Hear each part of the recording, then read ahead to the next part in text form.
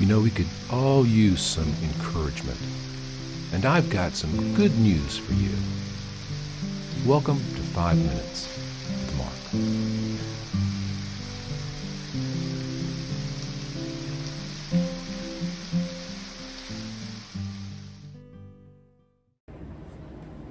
Hey, greetings, friends. Welcome to 5 Minutes with Mark. Glad you're with me. We're already in chapter 8. We've only been doing this for, 73 or 74 days. We are really rocking through it. We're going to pick up the story in the Gospel of Mark, chapter 8, at verse 4. Remember, Jesus is at the Decapolis. He's at the other side, the Gentile side of the lake. The people have been with him for 3 days, and he says, we need to get them something to eat. Then his disciples answered him, how can one satisfy these people with bread here in the wilderness? He asked them, how many loaves do you have? And they said, 7. So he commanded the multitude to sit down on the ground. And he took the 7 loaves and gave thanks, broke them, and gave them to his disciples to set before them. And they set them before the multitude. They also had a few small fish, and having blessed them, he set them also before them. So they ate and were filled. And they took up 7 large baskets of leftover fragments. Now those who had eaten were about 4,000. And he sent them away, immediately got into the boat with his disciples, and came to the region of Dalmanutha. So, what just happened? Well, 2 things I think are pretty interesting.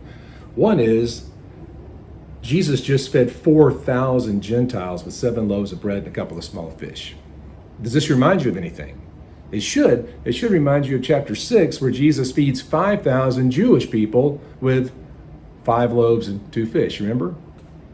It's the same miracle, and it's happened on the wrong side of the lake. I think the other thing that's really fascinating is that Jesus says to the disciples, hey, we need to feed these people, and the disciples have the same response they had last time. How are we going to find bread for this many people? We're in the middle of nowhere. Jesus just has to shake his head sometimes when he looks at these guys, because he says the same thing. What do you have? They said, well, we got 7 loaves of bread. He said, well, that's good. We can work with that. Remember, we only had 5 last time. And so he makes them sit down. He does exactly the same thing. It's exactly the same miracle that happened on the right side of the lake. And I think what this does in so many ways, first, it's a sign for the disciples. It's a reminder to them that the message of the gospel is for everyone, that Jesus came to seek and save that was lost, not just the nation of Israel, but humanity. He is King of kings, Lord of lords. He is Redeemer of all. And so we see his compassion is for the lost and for the hungry, the spiritual hungry who are there looking and hanging on everything that he says. Let's take care of them. I don't care if they have the wrong accent. I don't care if they eat pork. I don't care if, they dress the wrong way. I don't care if their traditions are different than ours. I don't care if their point of origin is suspect. What I care about is that they care about me. They are interested in learning, and they're hungry. We need to feed them. And so again, the disciples are the ones who this is really hard messaging for. And they're going to need this as they move on. After Jesus is gone and they begin moving into the world of the Gentiles, what an important message this is going to be for them to remember and hang on to. Because it's not just about the Jews. It's about everyone. And Jesus cares for them all. That, I think, is really good news, because what that tells me is that in the world I live in the brokenness that we're existing in today, there is no one that is beyond the grace of God.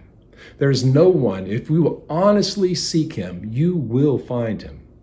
And you will find nourishment for your heart, and nourishment for your mind, and nourishment for your soul. And he promises you'll have nourishment for your body as well. Give us this day our daily bread. He knows what we need.